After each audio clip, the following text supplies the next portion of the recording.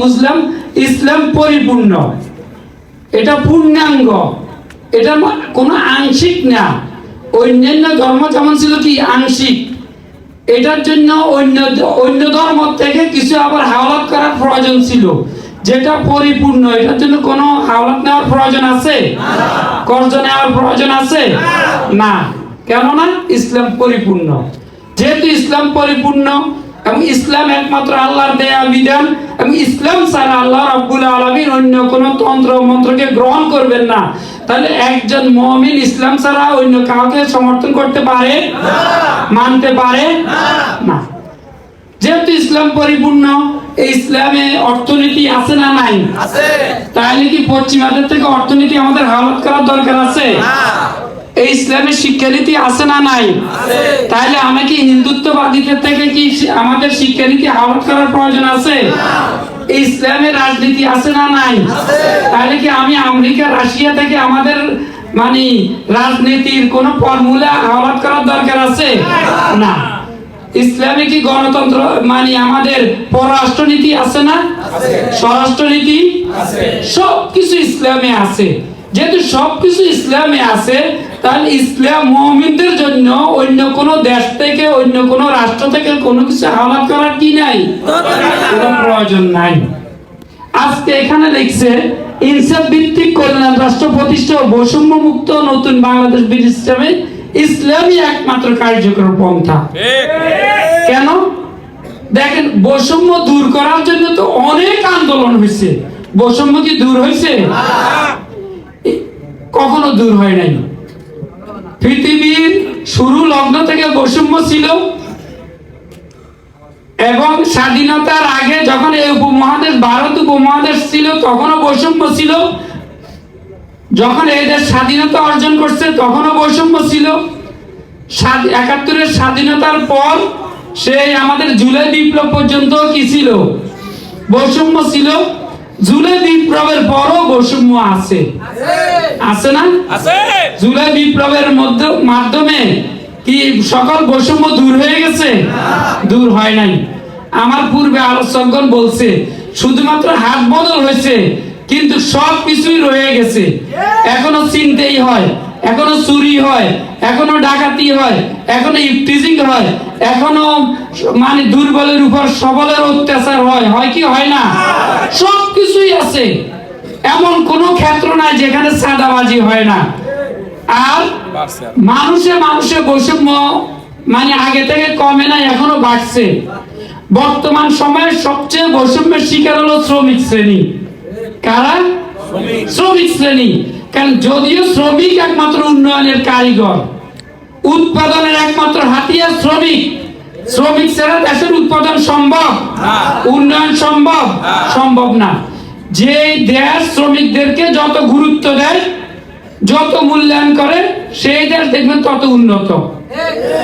আর যে দেশ শ্রমিকদেরকে যত অবহেলিত করে, শোষী খায়, ওই দেশ তত একদম নিম্নমানের দেশে পরিণত হয়। আপনি উন্নত রাষ্ট্রগুলোর দিকে তাকান, তাদের বেতন আমাদের বেতন, তাদের ন্যূনতম মজুরি আমাদের ন্যূনতম মজুরি, পার্থক্য আছে না নাই? একই লোক এখানে 1 ঘন্টা মানে একদিন কাজ করলে পায় 200 টাকা, সেই একই লোক যদি আমেরিকাতে কাজ করতেছে পাইতেছে হয়তো $20। দেখেন, ইউরোপে যদি কাজ করতেছে পাইতেছে 10 ইউরো, সৌদি আরবে যদি কাজ করতেছে হয়তো পাইতেছে এখানে 20 রিয়াল। তাহলে দেশ অনুযায়ী এবং উন্নয়ন রাষ্ট্র অনুযায়ী শ্রমিকের মর্যাদা এবং শ্রমিকদের মজুরি। কিন্তু সবচেয়ে বেশি শিকার হলো যে আমাদের এই বাংলাদেশ, আমাদের এই দেশের লোক সবচেয়ে বৈষম্যের শিকার, শ্রমিক শ্রেণীর সবচেয়ে বৈষম্যের শিকার। দেখেন, আজকের পত্রিকায় একটা রিপোর্ট আছে, প্রায় 52টি কারখানা গত এই জুলাই বিপ্লবের পর থেকে বন্ধ হয়েছে। কতটি? 52টি কারখানা, মানে গার্মেন্টস কারখানা আপনার গাজীপুরে।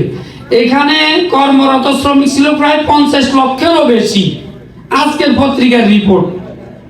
তাহলে 52টি কারখানা বন্ধ হয়ে গেছে, 50 লক্ষ শ্রমিক বেকার হয়ে গেছে। এবং কেয়া কসমেটিক, কেয়া গ্রুপের আরো অনেকগুলো গার্মেন্টস বন্ধের জন্য ঘোষণা দিয়ে দিছে, হয়তো আগামী মাসের মধ্যে এগুলো বন্ধ হয়ে যাবে। তাহলে জুলাই বিপ্লবের পরে শ্রমিকরা কি চাকরি হারাইতেছে না চাকরি পাইতেছে? এখনো দেখেন, আজকে প্রায় 5-7 দিন ধরে তারা আন্দোলন করে তাদের ন্যায্য মজুরির জন্য। তাদের উপর পুলিশ লাঠিচার্জ করে, কিন্তু ওই মালিকদেরকে গ্রেফতার করে না। তাদেরকে রাস্তা ছাড়তে বলে, কিন্তু মালিকদেরকে শ্রমিকের বেতন দিতে বলে না। এবং এই সরকারও এদেরকে কর্মসংস্থানের ব্যবস্থা করব সেই ধরনের সরকারের পক্ষ থেকে কোনো আশ্বাস দেয় না। দোষ কার? সব শ্রমিকের। শ্রমিক তার ঘাম দিয়ে পুরো মাস মালিকের পিছনে সে পুরো ঘাম দিয়েছে, তার মেধা দিয়েছে, সবকিছু দিয়ে একটা গার্মেন্টসের সর্বোচ্চ পর্যায়ে নিয়ে যায়। একজন মালিককে একটা গার্মেন্টস থেকে 10টা মালিকের মালিক বানায়, গার্মেন্টসের মালিক বানায়। এক গাড়ি থেকে একজন মালিক 10 গাড়ির মালিক হয়, এক রিক্সা থেকে 100 রিক্সার মালিক হয়, একটা ভ্যান থেকে 100 ভ্যানের মালিক হয়, কিন্তু শ্রমিক তো শ্রমিকের রয়ে যায়। এই কারণে প্রিয় ভাইরা, যে শ্রমিকের অধিকার প্রতিষ্ঠা হয় নাই। এবং এই যে স্বাধীনতার আগে পরে, জুলাইয়ের আগে পরে কেন হয় নাই? এখনো কেন আমরা বৈষম্যের শিকার? এই বৈষম্যের শিকার একমাত্র যে নীতির মাধ্যমে আমাদের দেশ পরিচালিত হয়, এই নীতির মাধ্যমে ইনসাফ প্রতিষ্ঠা করা সম্ভব না। একমাত্র যদি ইনসাফ প্রতিষ্ঠা করতে হয়, বৈষম্য দূর করতে হয়, তাহলে আল্লাহর দেওয়া সর্বশ্রেষ্ঠ বিধান মহাগ্রন্থ আল কোরআনের আইন যদি চালু হয়, ইসলামী শ্রমনীতি যদি চালু হয়, তাহলে বৈষম্য দূর হবে, কল্যাণ রাষ্ট্র প্রতিষ্ঠা হবে। শুধু শ্রমিক নয়, সকল শ্রেণীর মানুষ তাদের ন্যায্য অধিকার পাবে, ঠিক না? শুধু মুমিন তার অধিকার পাবে এটা না। হিন্দুরা এই রাষ্ট্রে আছে, হিন্দুরা তাদের অধিকার পাবে, খ্রিস্টানরা তাদের ন্যায্য অধিকার পাবে, বৌদ্ধরা তাদের অধিকার পাবে, সকল ধর্মের লোক তাদের অধিকার পাবে। শুধু মানুষ না, জীব জন্তু জানোয়াররা পর্যন্ত তাদের ন্যায্য অধিকার পাবে, ঠিক না? আপনারা জানেন, এমন একটি নমুনা রাষ্ট্র আল্লাহ রাসূল সাল্লাল্লাহু আলাইহি ওয়াসাল্লাম মদিনা প্রতিষ্ঠা করে আমাদেরকে দেখাই দিয়েছেন। এমন রাষ্ট্র প্রতিষ্ঠা করছেন আল্লাহ রাসূল সাল্লাল্লাহু আলাইহি ওয়াসাল্লাম মদিনায়, যে রাষ্ট্রের মধ্যে কোনো চুরি ছিল না, যে রাষ্ট্রের মধ্যে খুন খারাপি ছিল না, যে রাষ্ট্রের মধ্যে ডাকাতি ছিল না, ইফতিজিং ছিল না। একজন সুন্দরী যুবতী মহিলা স্বর্ণ গয়না পরে মদিনা থেকে মক্কা তাওয়াফের জন্য যাইতো, উমরার জন্য যাইতো, একজন যুবক তার দিকে তাকানোর সাহস পাইতো না। এমনকি একই ঘাটে বাঘ এবং বকরি পানি খাইতো, কিন্তু বাঘ বকরির উপর আক্রমণ করার সাহস পাইতো না, যে এখনো হযরত ওমর জীবিত আছে, আমারে তার শাস্তি ভোগ করতে হবে। এটাই তো একটা ইনসাফ ভিত্তিক রাষ্ট্র, ঠিক না? এটাই তো একটা কল্যাণ রাষ্ট্র। এটা কিসের বিনিময় হয়েছে? এই যে আল্লাহর দেওয়া বিধান প্রতিষ্ঠার মাধ্যমে হয়েছে। প্রিয় ভাইরা, ইসলামী আন্দোলন বাংলাদেশ প্রতিষ্ঠার পর থেকে এরকম একটি কল্যাণ রাষ্ট্র প্রতিষ্ঠার স্বপ্ন দেখে, ইনসাফ ভিত্তিক রাষ্ট্র প্রতিষ্ঠার স্বপ্ন দেখে, সুদ মুক্ত একটি অর্থনৈতিক ব্যবস্থার স্বপ্ন দেখে। এটার জন্য আমরা আপনাদেরকে ডাকি। ইসলামী আন্দোলন বাংলাদেশের সহযোগী সংগঠন হিসেবে ইসলামী শ্রমিক আন্দোলন, ইসলামী শ্রমিক আন্দোলন শ্রমিকদের মাঝে কাজ করে। ইসলামী আন্দোলনের সহযোগী সংগঠন যুব আন্দোলন, যুব আন্দোলনের মধ্যে কাজ করে। অন্যান্য সহযোগী সংগঠনগুলো প্রত্যেকে সেক্টরে কাজ করে। আলহামদুলিল্লাহ, আল্লাহর মেহেরবানিতে আপনাদের ত্যাগ ও কোরবানির বিনিময়ে ইসলামী আন্দোলন বাংলাদেশ বর্তমানে বাংলাদেশের সর্ববৃহৎ একটি রাজনৈতিক সংগঠন এবং সর্ববৃহৎ একটি ইসলামী সংগঠন আমরা মনে করি। কারণ এই দেশের 300 আসনে নির্বাচন দেওয়ার মতো ক্ষমতা দেখিয়ে দিয়েছেন জাতিকে একমাত্র ইসলামী আন্দোলন বাংলাদেশ, ঠিক না? এবং আমাদের সভাপতি বলছে, জুলাই বিপ্লবে একমাত্র রাজনৈতিক ব্যানারে মাঠে ছিল ইসলামী আন্দোলন বাংলাদেশ। আর কোন দলের ব্যানার দেখছেন আপনারা? যারা আজকে বলে মাস্টার মাইন্ড, মানে সবকিছু তারা করছে, অনেক কিছু করছে তারা বলে, কিন্তু এই জাতি তো দেখছে যে রাজপথে কারা ছিল। একমাত্র রাজনৈতিক দল হিসেবে পীর সাহেব চরমনাই এবং শাইখে চরমনাই শীর্ষ নেতা হিসেবে মাঠে ছিল, এবং দল হিসেবে ইসলামী আন্দোলন বাংলাদেশ এবং আমাদের সকল সহযোগী সংগঠন মাঠে ছিল। এবং এটা ছাত্ররাও তাদের বক্তব্যের মাধ্যমে স্বীকার করছে না? সব সময় স্বীকার করে। এবং তারা এটার জন্য আমাদের পাশে আছে এবং আমাদেরকেও সহযোগিতা করে। হ্যাঁ, আজকে হয়তো জুলাই বিপ্লবের পরে আমরা এই রাজনৈতিক বা দেশের এই কোনো কিছুর অংশীদার আমরা হই নাই, আমরা কোথাও পদ গ্রহণ করি নাই, আমরা কোথাও আমাদের লোকদেরকে চাকরি দেওয়ার জন্য তদবির করি নাই। এটা হইতে পারে, কারণ কি সামান্য পরিবর্তনে ইসলামী আন্দোলন বাংলাদেশ বিশ্বাস করে না। একটা দুটা এমপির মাধ্যমে দেশ পরিবর্তন হবে, ইনসাফ ভিত্তিক রাষ্ট্র প্রতিষ্ঠা হবে, এটা আমরা বিশ্বাস করি না। যদি আমরা করতাম তাহলে ইসলামী আন্দোলন বাংলাদেশ কি এত বছর যে মানে রাজনীতি করে অন্তত 2-5টা কি এমপি হওয়া কি অসম্ভব ছিল? আওয়ামী লীগের সাথে হোক, বিএনপির সাথে হোক, যার সাথে যাইতো কি এমপি পাওয়া যাইতো না? নামকেও আসতে ব্যানার সমস্ত যে সমস্ত দলগুলো তারাও তো এমপি হয়েছে, নাকি হয়েছে না? বহু দল যাদের কোনো জেলা কমিটি নাই, কিছু নাই, কেন্দ্রীয় কমিটি করার মতো লোক নাই, তারাও তো দালালি করি অন্তত এমপির চেয়ার বা এমপির পদ দখল করছে। করছে না ভাই? ইসলামী আন্দোলন কি করছে? চাইলে কি পারতো না? পারতো। কেন করি নাই আমরা? যে আংশিক পরিবর্তনে দেশের মানুষের ভাগ্য পরিবর্তন হবে না। দালালি করে মানুষের ইনসাফ ভিত্তিক রাষ্ট্র প্রতিষ্ঠা করা সম্ভব না। যে সংসদে আলেম ছিল ওই সংসদে তো মডেল লাইসেন্স পাস হয়েছে, নাকি? তাহলে কি আলেম কি ঠেকাইতে পারছে? আমি আলেমদেরকে দোষ দিচ্ছি না বা সংসদে যাওয়ার বিরোধিতাও করতেছি না। যে সংসদে আলেম ওলামাদের প্রতিনিধিত্ব ছিল, বড় বড় নাম করা মুফাসসির মুফতি মুহাদ্দিসরা ছিল, তাদের উপস্থিতিতেই তারা তাদেরকে সহযোগিতা করে ক্ষমতা নিচ্ছে, তারাই তাদের উপস্থিতিতে এই দেশে মডেল লাইসেন্স করছে। প্রথম যমুনা গ্রুপকে মডেল লাইসেন্স দিচ্ছে। সেই মডেল লাইসেন্সের বিরুদ্ধে আমরা শাইখ রহমতুল্লাহ আলাইহির মানে নেতৃত্বে অনেক আন্দোলন করছি, সংগ্রাম করছি, কি মনে আছে? তাহলে মানে কি যে আপনি 2টা 10টা 20টা এমপি নিয়ে সংসদে যাবেন আর সংসদটা একদম একটা ভালো সংসদ হয়ে যাবে, ইসলামী রাষ্ট্র কায়েম হয়ে যাবে, ইনসাফ ভিত্তিক সমাজ হয়ে যাবে, বৈষম্য দূর হয়ে যাবে? এটা হবে না। এই কারণে আমরা ক্ষমতার অংশীদার হই নাই। আমরা চাই এই দেশের একটি আমূল পরিবর্তন। এই পরিবর্তনের একটা সময় আসছে, দীর্ঘদিন এটার জন্য আপনারা কাজ করছেন, শ্রম দিচ্ছেন, মেধা দিচ্ছেন, এখন এটার একটা কি সময় আসছে। এখন ফসল তোলার সময়, এখন ঘুমানোর সময় না, এখন বিশ্রাম নেওয়ার কি সময় না। এখন আমাদের যে দীর্ঘদিনের যে অবদান রাষ্ট্রের জন্য, দেশের জন্য, দেশের জনগণের জন্য আমরা যে কাজগুলো করছি এগুলো তুলে ধরতে হবে জনগণের কাছে। যখনই দেশের সংকট, সে সময় সবাই আগে ছিল ইসলামী আন্দোলন বাংলাদেশ, এটা তুলে ধরতে হবে। যখনই দেশের সার্বভৌমত্ব হুমকির মুখে পড়ছে তখনই ইসলামী আন্দোলন বাংলাদেশের সবাই আগে মাঠে ছিল।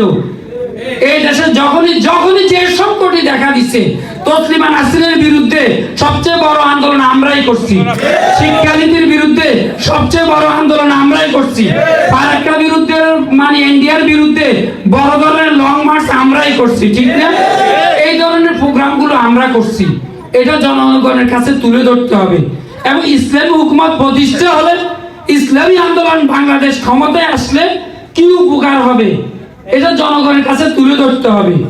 ইনসাফ ভিত্তিক রাষ্ট্র প্রতিষ্ঠা হলে জনগণের শান্তি পাবে, মুক্তি পাবে, শান্তিতে ঘুমাইতে পারবে, চাঁদা মুক্ত ব্যবসা বাণিজ্য করতে পারবে।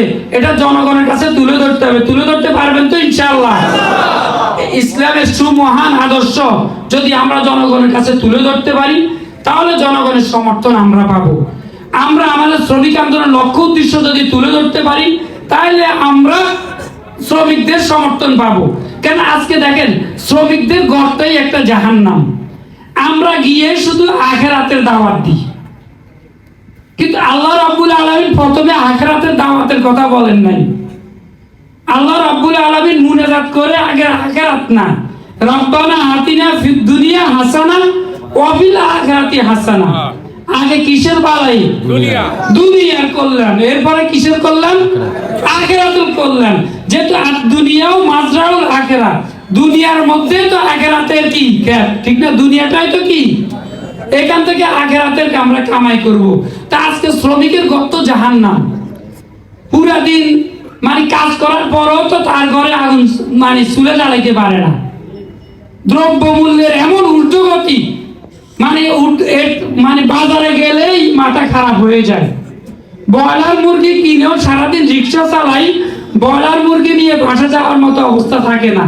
চাউল কিনলে ডাল কিনতে পারে না, ডাল কিনলে লবণ কিনতে পারে না, লবণ কিনলে তরকারি কিনতে পারে না, এমন অবস্থা মানে বাজারের অবস্থা। এটার ভুক্তভোগী কারা? শ্রমিকরা। তা আপনি শ্রমিকদের কাছে তার এই কথাগুলি তুলে ধরেন যে যদি ইসলামী হুকুমত প্রতিষ্ঠা হয়, ইসলামী শ্রমনীতি প্রতিষ্ঠা হয়, তাহলে বাজারে সিন্ডিকেট থাকবে না, দুর্নীতিবাজরা মালে ভেজাল দিতে পারবে না, ওজনে কম দিতে পারবে না, আমরা হঠাৎ করে ডিমের দাম বৃদ্ধি করতে পারবে না, তেল মজুদ জারি করে হঠাৎ করে কৃত্রিম সংকট দেখাতে পারবে না। এবং যদি ইনসাফ ভিত্তিক রাষ্ট্র প্রতিষ্ঠা হয়, অন্যান্য মানে শ্রেণীর লোকেরা যেমন তাদের অধিকার পায়, শ্রমিকরা তাও পাবে।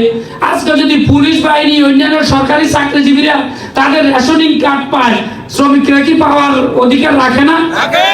শ্রমিকরা তো এই দেশেরই সন্তান, এই দেশেরই নাগরিক নাকি? তাহলে আজকে সকল শ্রেণীর জন্য আপনার রেশনিং কার্ড আছে, শ্রমিকের জন্য নাই। বয়স্ক ভাতা আছে, শ্রমিকের বেলায় নাই। ছাত্রদের মধ্যে জন্য হাত বাড়ার ব্যবস্থা আছে, শ্রমিকের জন্য নাই। দেখেন কি ধরনের বৈষম্য, সকল ক্ষেত্রে আজকে শ্রমিকের সাথে বৈষম্য। প্রিয় ভাইরা, একটা যদি ইসলামী হুকুমত প্রতিষ্ঠা হয় তখন এটা থাকবে না। শ্রমিকরা দেখবেন রেশনিং কার্ড পাবে, শ্রমিকরা হাত বাড়া যেতে পারবে, শ্রমিকরা তাদের ছেলে মেয়েদেরকেও ভালো স্কুল কলেজে পড়াইতে পারবে, শ্রমিকরা তাদের পরিবারের সদস্যদেরকে ভালো হাসপাতালে চিকিৎসার ব্যবস্থা পাবে। এই বৈষম্যগুলো থাকবে না। আমরা কি এই বৈষম্য দূর করতে চাই? সবাই চান তো নাকি? এই বৈষম্য দূর করতে হলে আল্লাহর দেয়া যে বিধান কি এবং আল্লাহর দেয়া যে ইসলাম, ইসলামকে প্রতিষ্ঠা করতে হবে। সবাই করবো তো ইনশাআল্লাহ? এটার মাধ্যমে দুনিয়াও শান্তি পাবো, আখিরাতেও মুক্তি পাবো। আমার এক ভাই বলছে ব্যাঙের গল্প, ইব্রাহিম আলাইহিস সালামের গল্প, একদম সহজ, এটা আমরা সকলেই জানি। শুধু সহযোগিতা করছে ব্যাঙ, তাদের সামান্য এক ফোঁটা পানি দিয়ে কিয়ামত পর্যন্ত ব্যাঙ মারা নিষেধ। দেখেন ঘরে ব্যাঙ থাকে, মসজিদে ব্যাঙ থাকে, ব্যাঙের প্রস্রাবকে আল্লাহ পাক করে দিছে, ঠিক না? আপনার গায়ে প্রস্রাব করলে এটা জামা না পাক হবে না। কিসের কারণে? যে নেক কাজে সহযোগিতা করার কারণে, নিজের সাধ্য অনুযায়ী আল্লাহর যে বন্ধুকে সহযোগিতা করার কারণে, ঠিক না? আর যে আমরা বলি ওই যে রক্ত শোষা খালিস, হ্যাঁ, ওটা যে বারবার ফু ফু ফু দিচ্ছে নাকি? ফু মারার কারণে কি হয়েছে? এক বাড়িতে যদি মারতে পারেন মানে অনেকগুলো নেকি পাওয়া যায় নাকি? কেন? সে রক্ত শোষা, তখন যে ইব্রাহিম আলাইহিস সালামের সে অগ্নিকুণ্ডের মধ্যে বারবার ফু মারছে, আগুন যেন বেশি করে জ্বলে, আল্লাহর নবী যেন বেশি কষ্ট পায়। যার কারণে আল্লাহ পাক দেখেন দুইটা প্রাণী, একটা সহযোগিতা করছে তার প্রস্রাব পাক, আরেকটা ফু দিয়ে নমরুদকে সহযোগিতা করছে, মারলে সোয়াব, মারলে সোয়াব, পিটাইলে সোয়াব। আমরা যদি আমাদের সাধ্য অনুযায়ী ইসলামের পক্ষে থাকি, সৎ লোকের পক্ষে থাকি, আল্লাহর ওলিদের পক্ষে থাকি, মুসলমানদের মুমিনদের পক্ষে থাকি, এর সাধ্য অনুযায়ী কি আমি সওয়াব পাবো না?